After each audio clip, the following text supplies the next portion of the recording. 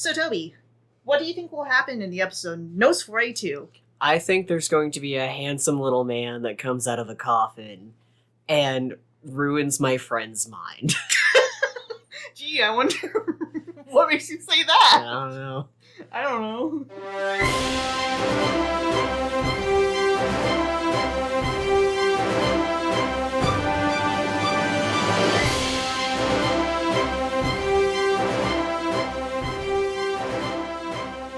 Hello, welcome to Infinity and Rewind, a Buzz Lightyear Star Command rewatch, remember, cultural contextualization show. I am your co-host, Victor. I am your other co-host, Toby. And I am Alexander. I continue to be here. So this week we are watching aired episode 6, production number 1. This one's actually a book. It's really weird. It also came out like way after the rest of the show. I really don't know what's going on. Nosferatu by Joe Hill. It's weird that this one was a book, right? Yeah, it's definitely like a turn that they got like the son of Stephen King to like write this and everything. Yeah, and it's about like a guy with an evil car and like kidnapping children, and it's like It's real bizarre because, you know, I'm assuming that's what we're supposed to be talking about because that's all that comes up in the Google results these days when you look it up. But anyway. We're just joking.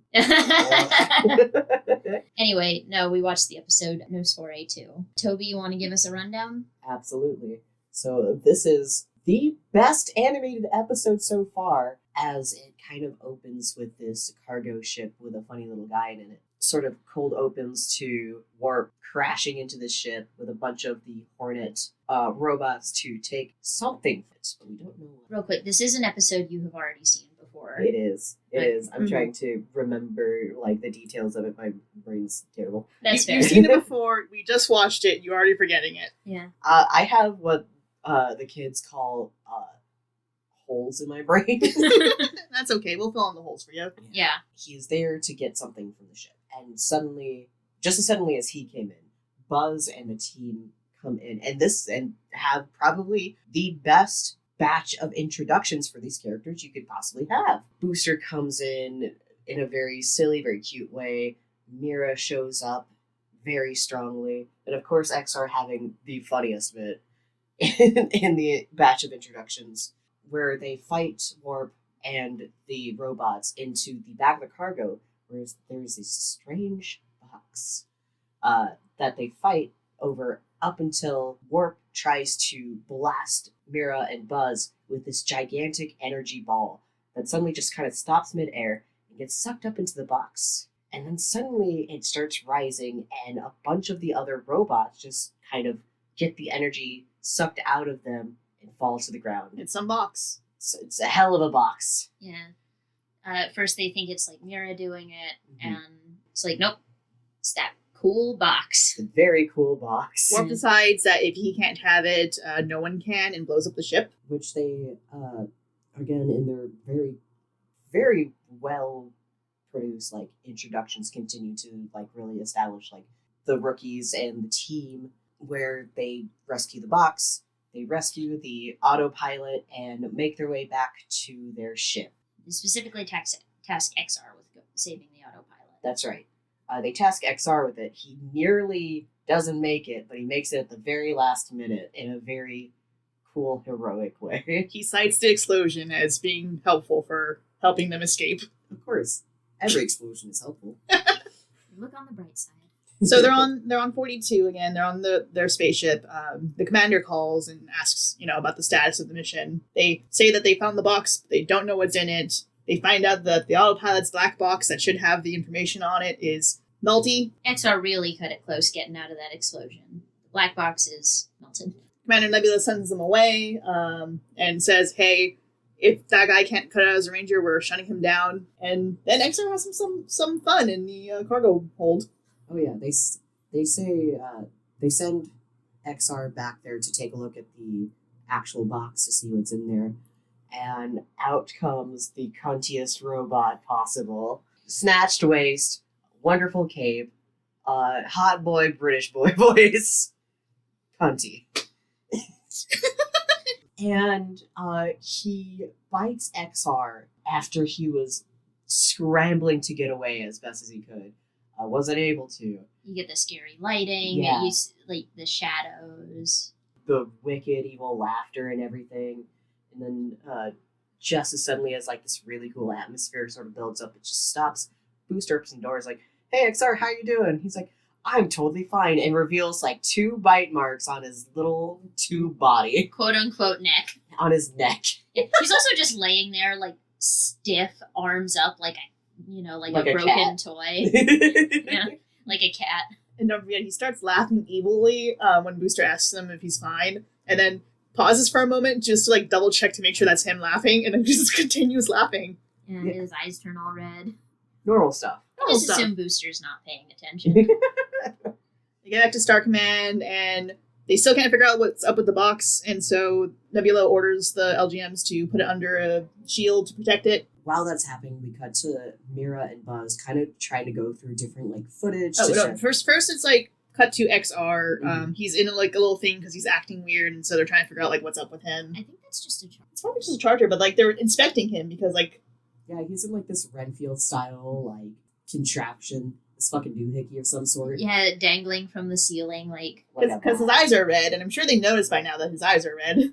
That's weird. They never say they're examining him though. No. He's just up there. No, but like you can tell that like Team Lightyear at least are like interested in whatever is happening with him. For sure. But they're very casual about that. Is the funniest thing. He's just like up there in this contraption that like makes him look more like a bat, and they're just like, we'll get to you. Yeah. Of note, part of the like we're going to shut down XR if he can't cut it is going back to the like XR keeps calling Commander Nebula Dad, keeps he shows off his order of construction. He's very excited about that. Pisses Nebula off to no end. Robot Rights Watch again. He's being racist about robots. Oh yes. Yeah, he's just like, he's just a stupid robot. I figured we could get through like the episode like play by play and then like go through like the details and stuff. That's fair, but this is like an important thing. I guess, yeah. So, Commander Nebula hates robots. XR loves his dad. Yes, true. XR So- loves his dad so much. Everyone leaves the lab. LGMs are like, this day was tiring. Shut off the lights. Something, come out of the box. Release your dog master. Yeah, I think that's gotta be like an actual line from either like Nosferatu or like Dracula, but I can't remember which one. But I know it is a line. I read Dracula relatively recently. I don't think it's in there. It's gotta be Nosferatu then. Yeah. Well, that would make sense considering his name. So true.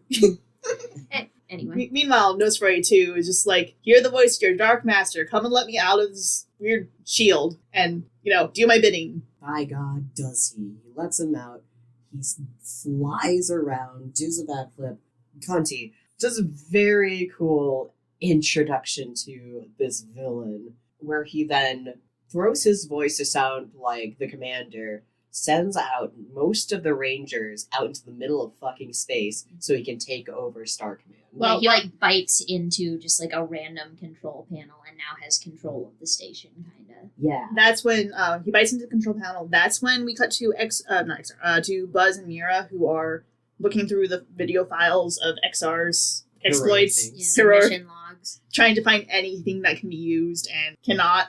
And to prove that he is a good ranger, including him mocking politicians and other mess ups, I assume. Mm-hmm. And then they get the red alert from Commander Nebula. Zurg's out there. Go and get into your spaceships and leave. Booster's late for getting to the ship, and XR is still supposedly on the charger, and so Booster gets left behind, and Buzz and Mira leave without him. Meanwhile, Commander Nebula is just like, that is definitely not me. I'm playing poker with the LGMs. The commander just gets stuck in this room with the LGMs. Yeah, he gets locked in there. So the stragglers of Star Command are basically wrapped up in coils and stuff like that. Nosferatu takes control of all of Star Command, and then he calls Zurg to have a little kiki. A little status report. A little status report. That's the word I was looking for. We forgot to mention, there was a scene earlier, I don't remember where it was in the progression of things, but with Warp talking to Zurg saying like, yeah, I lost the box, and Zurg being like, yes, good, that's what I wanted. And Warp being like, do I deserve a box like that? That was a cool box. Yeah. And Zurg being like, no, it's Box of Doom, it's not for you. Yeah, this is a fucked box. You do not want the fucked box. They have a quick status report talking about how Star Command is taken over, and Buzz is out in the middle of space doing whatever the fuck he's doing. They have an evil laugh, where then XR comes in and says, "Mind a threesome?" And they all laugh together, and it's insane.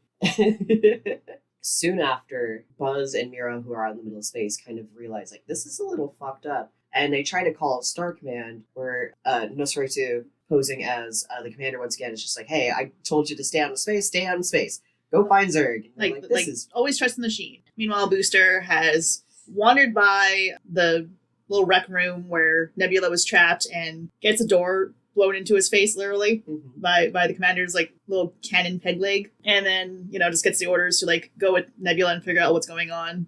And the team slowly comes in onto the command room where Nosferatu and XR are at. And it's Buzz and Mira get back into the launch bay, and that's when they realize who is controlling Star Command. Yes. And there's just a really well choreographed fight. Like, I can't get over. I think that's the one thing I really like about this episode is, like, the fights are really well choreographed. You get to see a lot of really cool stuff with, like, Mira's powers, and her suit gets bitten, and she freaks out because she thought oh my god, I got bitten for a moment, but she's totally fine. That was until her suit sort of starts to rebel against her and fight Buzz, showing off another very cool power that Nosferatu has. XR comes in, and they realize, oh, XR's been mind controlled by Nosferatu. He's got a little cape. It's very important. Buzz and Mira escape and then find Booster and Nebula and, have to say, yeah, it turns out the monster was in the cargo that we brought in. Also, XR is totally okay. Totally. Yeah, we didn't have to fight him or anything. He's normal. Mira just admits. She's like, they're like, oh, you saw XR's okay? You saw him? And she's like, yeah, we had to fight him. Just a little bit of fight, and then, like, XR comes in with a army of zombified, like, suits. They fight them, and Booster and XR have this one-on-one fight where Booster grabs him and starts kind of rummaging through his little front plate to pull out just a bunch of random stuff, like a little boat and everything. Only at the last minute, while everything is happening, another fantastic choreographed fight between the Nosferatu, the zombie suits. He pulls out the little order that the commander signed for him to be built, and he suddenly comes back and is just like, "Don't worry, I got this. And I gotta save my dad. I gotta save my dad," and sucks the battery life out of Nosferatu when he was just about to kill Buzz. Oh yeah, literally just about to murder him. And he saves the day. Announces that, he's not just a machine, he's a space ranger. To which Nebula agrees, you heard him, he's a space ranger. Yeah. And then XR gives his dad a little kiss on the cheek. Aww. And they call Zurg to gloat, to make him yell in frustration. And they're like, haha, that's funny. And then the episode is over. They launch themselves into space because it's like, where to now, Buzz? And then just ends with them going to space, because how else do you end a pilot episode? Yeah, an episode that is clearly supposed to be the first one, but they aired it 6th for some reason. Oh, yes. But yeah, that's pretty much it. Yep, time for break. See you in a minute. See ya.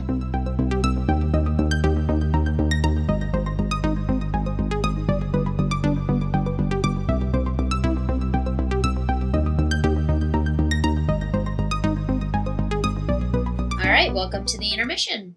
All right. Okay, for today, I have a funny little game. Specifically, this one is more fandom related than just a straight up quiz. Okay. So, on Archive of Our Own, there are 267 works in the Buzz Lightyear of Star Command cartoon tag. Okay. There are, as with any fandom, a handful of ships. I want you to guess for me the top 5 most popular ships that people write about. Okay. And it can be in any order, but I want you to give me your top 5. And I will then tell you what the actual top 5 in works are. Okay. Should we clarify, are we doing just canon characters to Blosk, or are we doing crossover ones too? Whatever you think people are writing about. Okay. So here's 5 ships off the top of my head. Booster and XR, Warp and Buzz, Warp and Zurg. Buzz and, if crossover ships are there or happening, Buzz and Woody, But that's just that's me reaching for straws. And Booster and Mira. Okay. I try. Okay. So, the top 5 ships on Archive of Our Own. Okay. Oh, I'm going to go in reverse order of Okay. most. With 11 works, the 5th most popular ship is Nosphore 2/XR. Oh my god! Uh, How could I be so foolish? We just saw the episode too. So true. number 4, with 18 works, is Jessie/Buzz Lightyear. So you were close, but it needed to be more heterosexual. The wrong cowboy. Got it. Number 3, with 21 works, is Warp Dark Matter/Buzz Lightyear. Hoo-yah! Let's go. Okay, never mind, because the number 3 and number 2 are just the same thing written differently. Oh, okay. So that will make Buzz Lightyear and Warp Dark Matter the most popular with a combined 45 works. Oh, wow. Some of those might overlap. Yeah. Some people might have typed it Yeah, twice. Warp Dark Matter / Buzz Lightyear and Warp Dark Matter and Buzz Lightyear. So I'll go back. The actual number 5 most popular is Buzz Lightyear and Woody Pride with 8 works. Yeah, get it right. And the number 1 most popular ship, just, by tag, is Nosphore 2/Original Characters with 34 works. God damn it! I should have done that one. The other tags for ships are Buzz Lightyear, Booster, Mira, and XR. I guess somebody, at least... Slash or And. Okay. So friendship. So friendship, but we got 8 people tagging that relationship. Warp Dark Matter and Mira with 8. I guess they're both blue.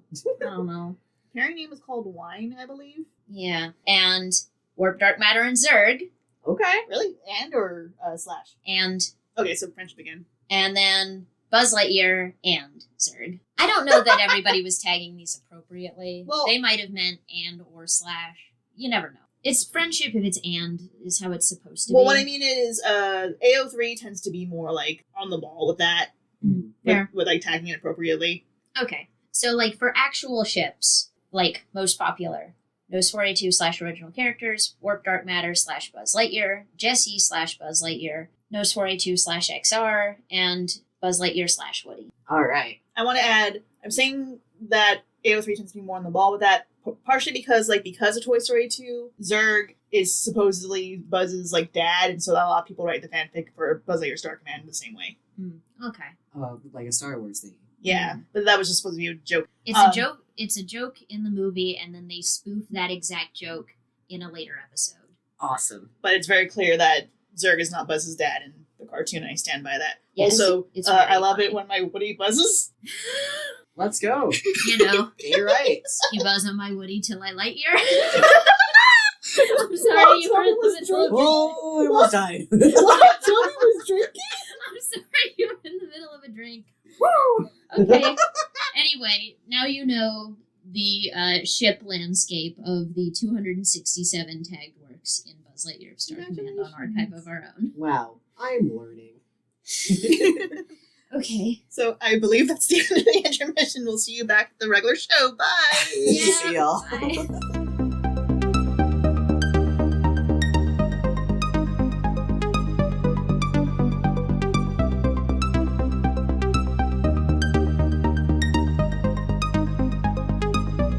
All right, welcome back from the intermission. Mhm. I will say this episode is the introduction of someone's very favorite character. Alexander, tell us about AP99. I love him so much. Mhm. He's such a cute little like guy. He's voiced by Dan Castellaneta, which everyone knows from Simpsons fame, and several other things. No, he's like all the characters in Simpsons. Oh yeah, I know he's all Well, the characters. yeah, I just didn't know AP99 was Dan I Castellaneta. pointed this out during the credits, just pointing out look at the voice actor. Oh.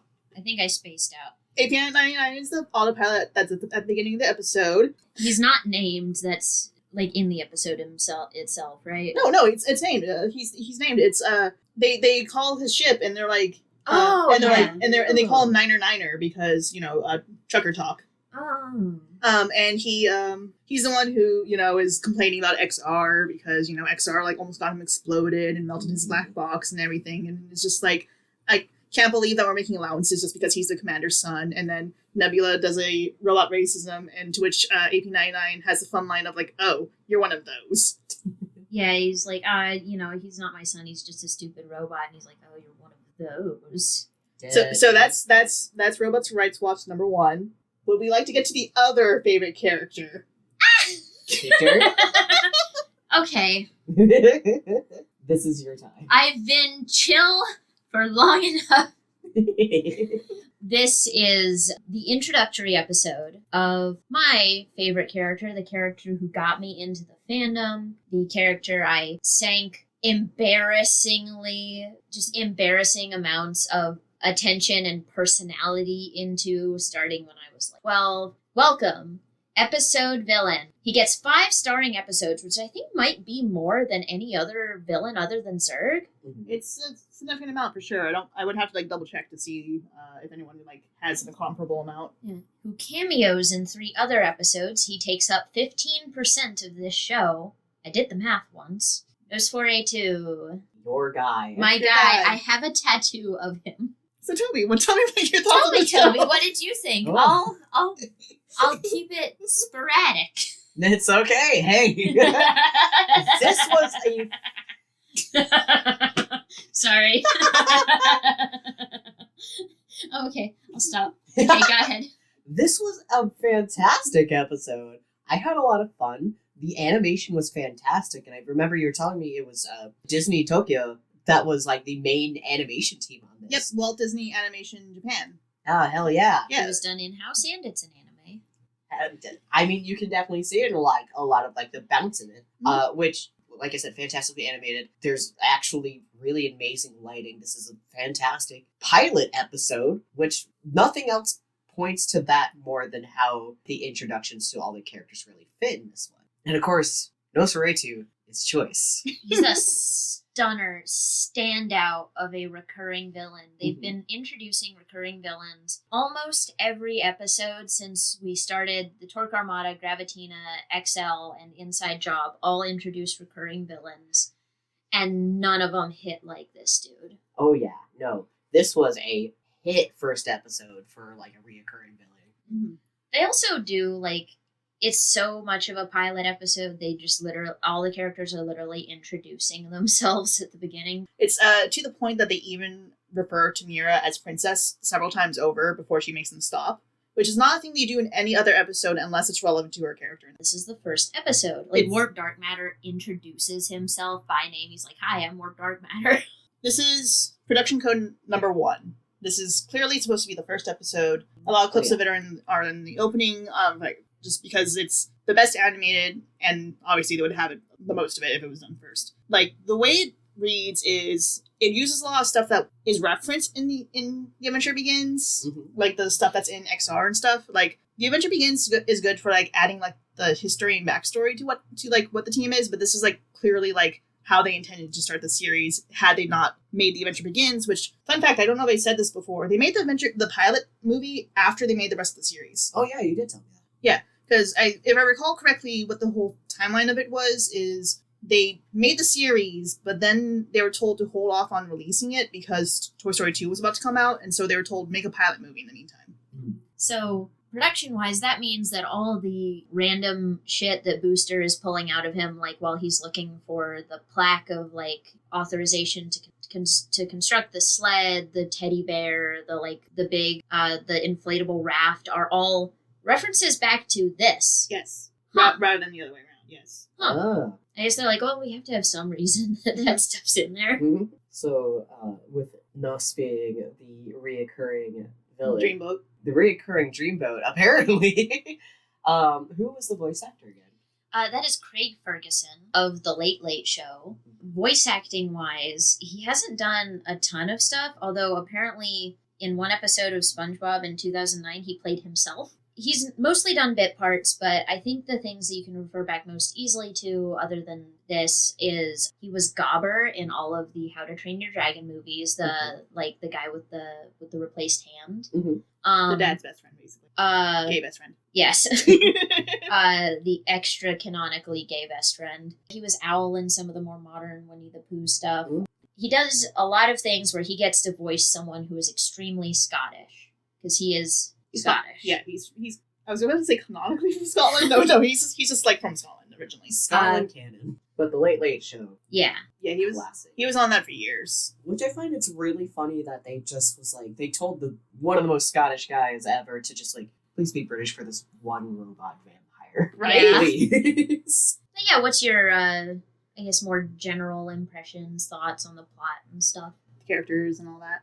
I think more than anything, like, nothing has struck me more as like a really good like starter episode like this has been. Just really good. Plot makes sense for like an introduction. Lots of fun. Really good. Like, I can't get over how good like the fighting choreography was. Like, whoever was doing the storyboards for that one was just like, we gotta make this look as cool as possible. There's a lot of cool flips and stuff. Oh yeah, shit that would make like 10-year-old go nuts. The pacing's also like really good. Oh yeah, like compared to some of the previous episodes, like it's just like it's not like a weird slog. Mhm. With lots of like side stuff. It's like it's also like not too fast, but like it's like exactly what you want from a children's action cartoon. Yeah. oh yeah. It's punchy. It gets off 3 really good fight scenes. Mhm. Like, it's got a lot of good character work, a lot of good character animation. Oh yeah. Like, since you pointed it out, I keep thinking about the bit where Warp is talking to Zurg, and he's like, oh, well, why don't I get a box like that? And he's like fluttering his eyelashes and like doing like a thing Like a with his little- hand. Little gay limp-wristed thing. Oh my gosh, it's fantastic. And Mhm. like the love and care that is put into Nosferatu it's huge. It's incredible. His writing, his character design is insane. He's got that spiky little tongue. That by little I mean long. He's got a long forked tongue. He's got a waist more snatched than Mira's, honestly. He's like curvaceous. This dude, he's got like so what Nosferatu looks like, he's triangles. He's got a triangle head because that just seems to be Zerd's thing. It's like the hornets. Yeah. He's got like a big glass, what is supposed to like evoke a monocle eye and then like a normal eye. His head is a big stupid triangle, and he's got like a V part, Mhm. little robot fangs, and then big shoulder pads, pointy shoulder pads, and then he is shaped like a Coke bottle. Huge tits, narrow waist, and then the Big bot ass hips. big hips, and then it goes down to a triangle. He floats. He does not have feet. And he's got a cape and like glowing skeleton wings. Oh yeah, didn't we? Yeah. We found in our collection of production material what's it called, a character sheet, Yes, we have the character design sheet for him. and Oh, it includes like his wings, showing that like they aren't just like pure energy. They actually have a base that comes out and then lights up. Cannot serve any purpose other than looking He's also cool. taller than Buzz. Yeah, the character sheet does not have a like specific height written down for anybody, but he is. If we're gonna put Buzz as an average of like 6 feet tall, like an average like normal guy height Yeah. for like a hero, Nosferatu makes him look short. He's at least 6'5", which is insane to me because he has such short guy energy for the rest of the series. Oh yeah. And for some reason, I was convinced that I had always thought that, except I found like an old piece of like art that I drew back in high school or something, like a humanization that made him 6'5". So I was on the ball then, and he's just shrunk in my mind like a shrinky dink. His design is insane to me. Oh yeah. And I've come to realize 2 different things just talking about his design. 1, it's really cool how much like his design invokes a lot of like the old Bela Lugosi like makeup that he made for Dracula. And 2, he's shaped like Dexter's mom. And this was a horrible thing that just kind of dawned on me, and I'm so sorry about that. He's got the like Pixar mom hips. Hey, I haven't asked for fan art at all, like in our 7 episodes. Could someone please like do an edit of that, please? An edit to make him Dexter's mom. I just want to see it. He gets the gloves. The apron. I mean, he's already got like elbow length opera glove style True. like metal claws. Sorry to do that to your guy. No, you're right. There's reasons why I interpret him the way I do. But like we get our our next like adult jokes watch, we had obviously the Victorious Circuits and The Adventure Begins and all of Gravatina. And then, of course, I don't think they were intending it to be a dirty joke, but everybody likes to interpret it this way and laugh at it. The whole, like, Nos and Zurg are laughing together, and XR just rolls up and he's like, hey, care to make it a threesome? And Nosferatu just grabs a chin and thinks for a second, like, and then they just go for it. Like, there's a pause in there. I don't know. He was thinking about see, here's the underrated one that I enjoy. The bit where Nebula says, they're yanking our chain, and then I love it when people, like, take that joke and make stuff with it. There's at least one joke, like, fanfic that uses that line for between him and Nosferatu. I do remember there's a lot of, like, I've gone through a lot of stages of fandom, meaning considering them my, like, you know, and discussions. And one of my favorite, like, funny discussions from a while back was something shipping Nosferatu and Commander Nebula. Now he's XR's stepdad. Turning the whole dynamic on its head. Awesome. And like you don't get it in this episode, but he's the top of his game in this one. He's fresh out the box, like baby powder new. Literally fresh out the box. Yeah, literally. Like baby powder new. He's got all the confidence in the world. Like one of the lines that Buzz drops is like, oh, leave it to Zurg to make a villain even more arrogant than himself, because Nosferatu is like, I was programmed for a swift and destructive victory. I cannot lose. Defeat is not an option. Man, I know a lot about you, Buzz. Zurg overestimates you. Just the cockiest motherfucker in the world. He gets to talk a lot. He's got all these neat powers. He's got his girly little scream when he gets shot. Yeah. But in later episodes, he's got that same level of insane confidence while also being an absolute trash rat.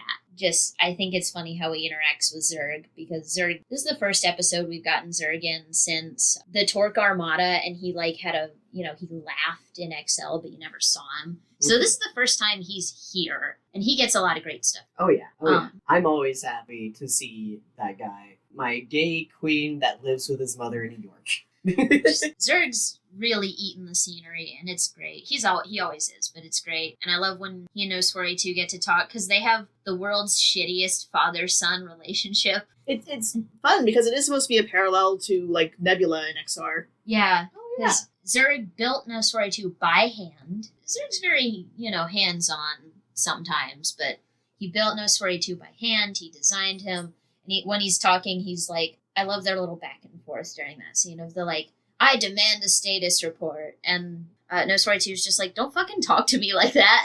Don't take that tone with me, Zurg. Yeah. Just exactly like that. Let's not embarrass ourselves, shall we? I have hostages here. He doesn't give a shit. He does motion to the hostages, one of which is XR, technically. Yeah.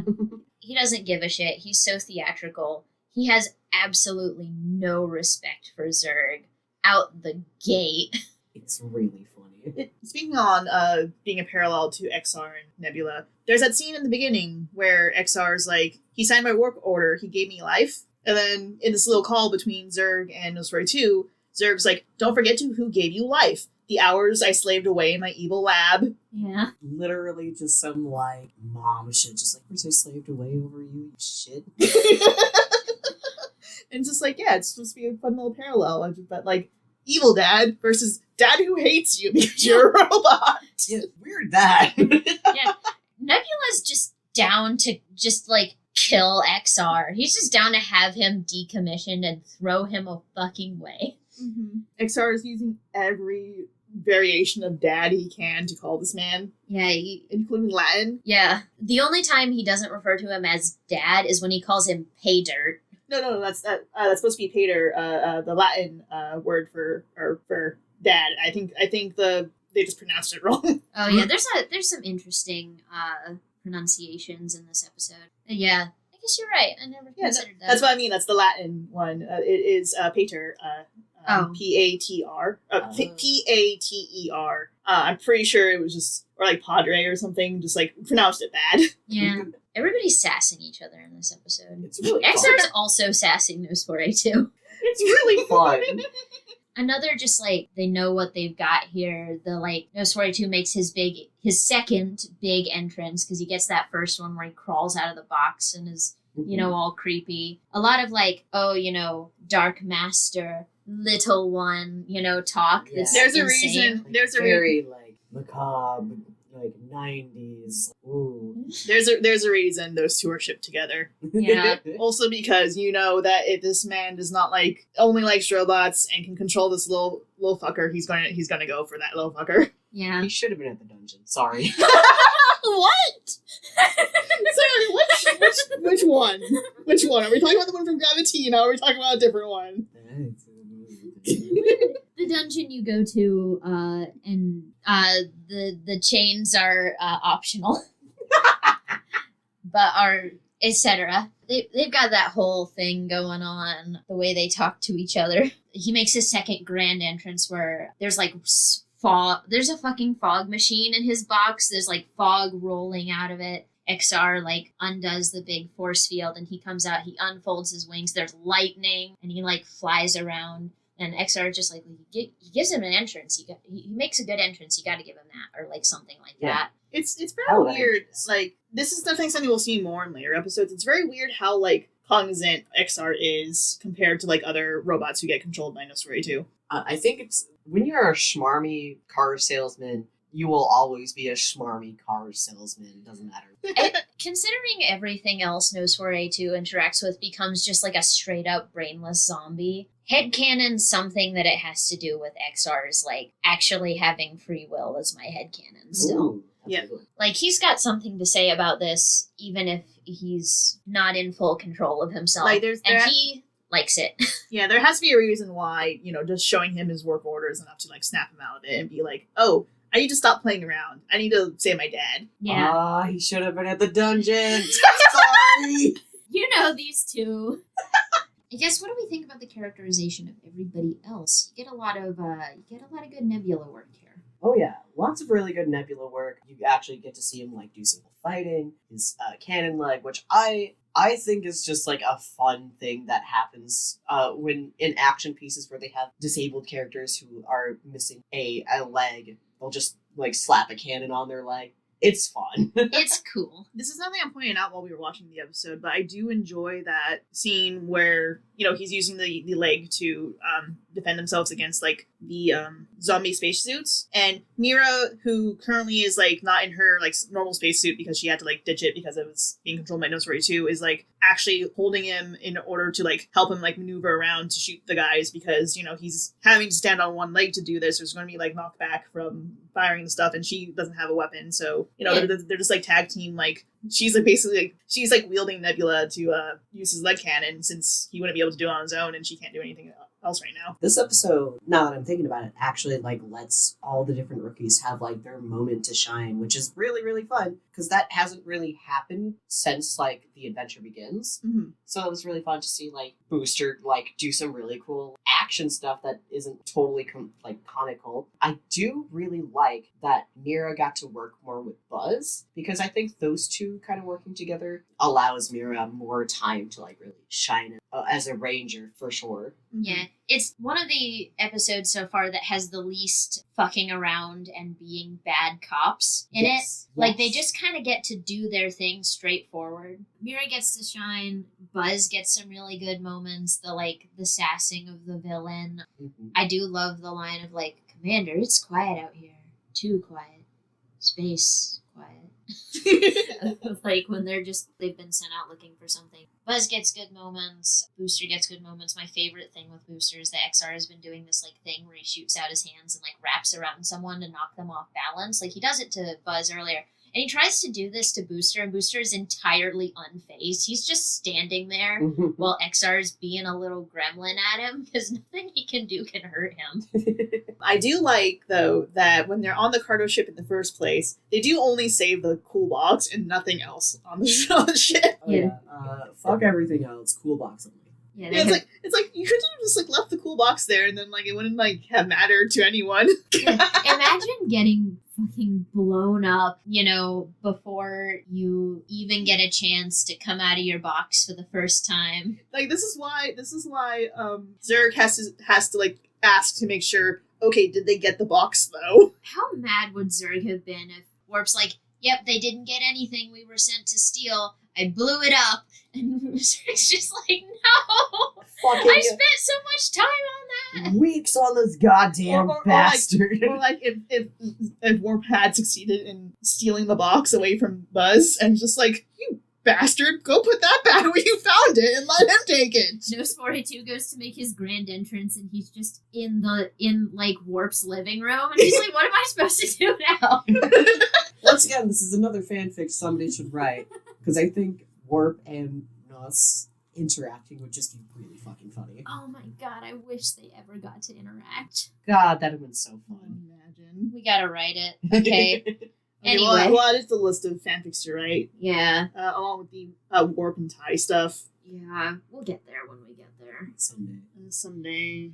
Is there any other thoughts? Any other fandom things? I can bring up the fact that the one moment where Nose 4A2 grabs Mira and bites her set off 1,000 weird little things in that the heterosexual part of the fandom insane about that moment. Oh, there was more than one Nose 4A2 Mira ship for some reason. Good lord. It's I'm sorry he's gay. You can tell. He is. He's a cunty little robot. He is. We did only reference AO3. This obviously does not get to include anything that was on FF.net. And never will again. Yeah. Or whatever's happening on there. I've never deigned to look at Wattpad. Oh, jeez. I don't want to imagine if there's I have braved those waters. I don't want to know if there's any fic for Blosk on Wattpad. That was something that happened after my fandom stuff. Yeah, so, I was out. So I never bothered looking there. I was on there when I was really into Pokemon, so I braved those waters. Damn it! Cool, good for you. This is also the first time you get to see Warp since the adventure begins. Yeah, that's right. He hasn't been his own villain yet. Yeah. Technically, he doesn't get to be for ever. Yeah, he doesn't have any of his own episodes. Really? Not ones where he's explicitly the only antagonist. He will either be, okay, this is spoilers, but in most of the episodes I can think of, he is either just the accomplice to Zurg or somebody else or whatever. Usually Zurg. Why would it be anyone else? Or he's actually technically one of the protags. Yeah, there's more than one episode where he is given a deuteragonist or protagonist role. He's rarely just the straight up threat. Mm-hmm. Well, that's definitely interesting. When we come up on 3 episodes from now, Tag Team, it's a beautiful Warp episode. Oh, I am so stoked. Mm-hmm. I think this is the last episode for a while that is introducing a major recurring villain. Oh. Because, you've got Tag Team and... Well, honey, Bisa Karn introduces Rent Whistle Swag. Oh, no! Yeah! Rent Whistle Swag. Hell of a name. Yeah. Also Tag Team. I guess I mean major recurring villains. Tag Team. Yeah, I guess iconic villains to the show. For the iconic ones, we're at the end. Do you have any further thoughts, theories, observations? Nothing yet, but as I see more episodes of Nos, I will definitely have more. Okay, could you be quiet for a moment? I want to do a thing. AP99 is the sexiest robot in this entire series, and everyone thinking Nos 42 is the sexiest is wrong. Thank you so much again for joining us for another episode. Hey, Victor, where can people find you? You can find me as Python Melon basically everywhere. Tumblr, Blue Sky, PythonMelon_art on Instagram. You can find me in all of those places, but if you want to send any questions or stories or whatever about being in the fandom, you should also email them to us or, give us comments or anything. What's that email again? It's mercurymelonyt@gmail.com. Mm-hmm. But yeah, Toby, where can they find you? You can find me at Tumblr at PursleyRosemaryBotch.com. And Alexander? Don't find me. And as always, as we end this episode, A-Scab. A-Scab. All space cops are bastards. Bye. Bye.